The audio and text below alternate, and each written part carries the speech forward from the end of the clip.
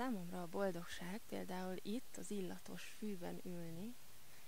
ahogy süt a nap, egy kicsit lehet lazítani, de elsősorban én akkor vagyok a legboldogabb, hogyha a családommal lehetek,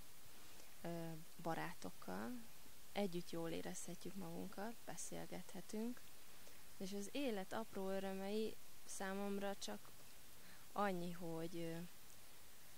amikor dolgozom, akkor minimális sikereim legyenek, lehetőségem nyílt az életben képzőművészként azzal foglalkozni, amit szeretek csinálni, ebből megélni, és nekem ez is ad egy boldogságot, mert szerintem az élet, amikor valamihez értesz, akkor adja a legtöbbet, amikor ebben ki tudsz teljesedni. Nekem ez a boldogság.